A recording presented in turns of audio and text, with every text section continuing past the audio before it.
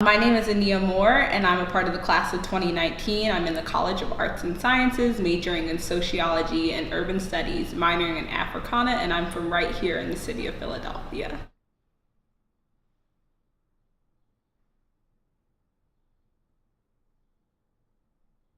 Ultimate goal is always to come back to Philadelphia. This is the city where my parents were born, they were raised, and where they passed, and it's the city that's given to me my entire life. So I want to come back here. I think I want to maybe practice family law at legal aid organizations, and maybe work for nonprofits. And the goal is to perhaps someday run for city council and to write and drive different policies centered around holistic economic development with some particular close attention to how families and education intersect.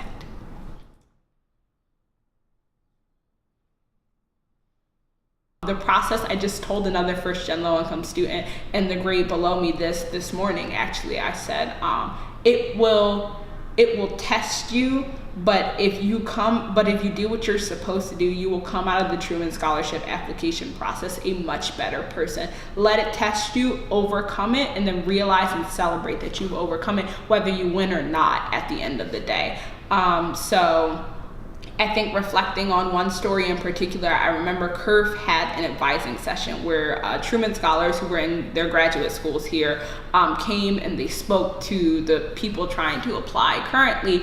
And I spoke to girls afterwards that I had known from previous classes, and they were like, oh, well, I've already done my essays and I've already seen Lauren like 3 times, and I asked this prestigious professor for a recommendation letter, and I did this and I did that. And I was like, my essays are barely done. I sort of kind of just asked professors or people on campus that I liked, not necessarily with the fanciest titles. And I just sort of I felt like I was very, very behind after that session, and it was imposter syndrome. It was, that was when I realized I was feeling it all over again. And I think I went and talked to a couple of professors about that. I went and talked to Lauren about it, and just sort of me working through my fears and my doubts with them was extremely helpful. I actually worked backwards with my policy proposal. So Truman has this thing where, the whole application has to have a theme. And my theme was low-income family involvement. I had written about being the parent engagement coordinator, and I, stated that, I wanted to do family policy later on in the future. So I said, I want my policy proposal to enlarge parent programs in the city that I love, Philadelphia. So I said, okay, we have community schools here. How can we fund community schools? And then I looked up a bunch of different tax laws and places where we could, pull funding from by raising taxes on this item or this item. And I was like, okay, I don't really want to raise taxes anymore on cigarettes or alcohol or different things. We already have the sugary beverage tax, so I settled on universities. The one thing that the city, not the one thing, but one of the things that the city does not tax. So that's how I got to my policy proposal. Work backwards, said I want to fund this specific thing. Where can the funding come from? And the funding, and at least in my head, was coming from Penn. The interview process was definitely where I had the most self-doubt. I had 2 practice interviews before my actual Truman interview, and the first one went terribly. I went home and I cried. I read that document that Truman sends to everyone on how to do a Truman interview well. It's 28 pages. I read it, cried some more because I was like, oh, I really can't do this. I'm not doing any of this stuff.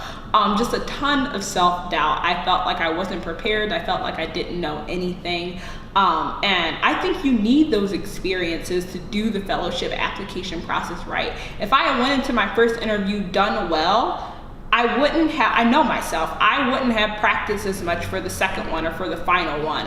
Because I had a bad experience, I was able to say, okay, I'm doing X, Y, and Z wrong. How do I fix X, Y, and Z? I realized I wasn't as sharp on the gaps in my policy proposal as I could have been. So I set up a meeting with the provost, who was an expert on education in Philadelphia, talked to him for 45 minutes on how do I sort of kind of address the gaps in my policy proposal, talk to other people who are involved in pilots in education in Philadelphia, and was just able to take in their perspectives and sort of kind of widen and deepen my own knowledge. That made my second practice interview very, very successful. So after that, I was only working on things like talk slower or make your answers more concise, so that by the time I got to the final Truman interview, I found that a lot of the other finalists were like, oh, I struggled around my policy proposal. And I was like, no, I talked to these people, and everything that they asked me, I was sort of kind of, able to be like, okay, this is X, Y, and Z. I've talked about this with people and in a practice interview before. So it was really, really helpful. Started off bad, but ended up great.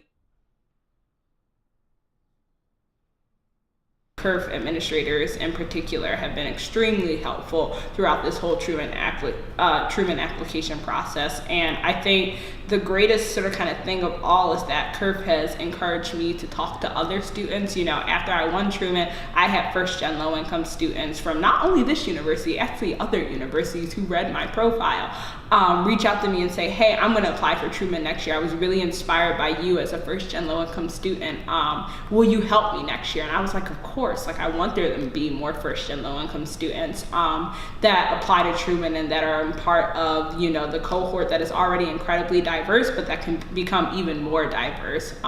So yeah, it's just been really, really helpful. My advice for future applicants are two things. One, do not apply to these fellowships just because they are prestigious or just because you want the name. They will be able to see through that. I can guarantee you that they sort of kind of take people, they are able to, no matter how impressive you are on paper, they can see who's applying to these different opportunities for the right and the wrong reasons. At the end of the day, do it because you are passionate about service, or you are passionate about changing the world, or you are passionate about your particular subject.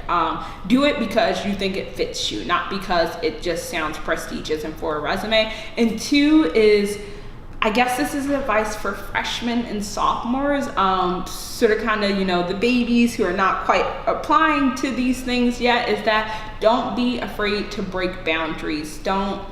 I was told, by an acquaintance, oh, why are you always in West Philadelphia volunteering with these brown kids? That's all that you do. Truman loved that I was doing that work. That's what they wanted to see. And so no, I wasn't doing research for a professor. I wasn't doing some finance position in some finance club. I wasn't doing all the things that Penn kids should do. But at the end of the day, I was doing something that I was passionate about, and I was breaking boundaries in my own way. So don't be afraid to push the status quo.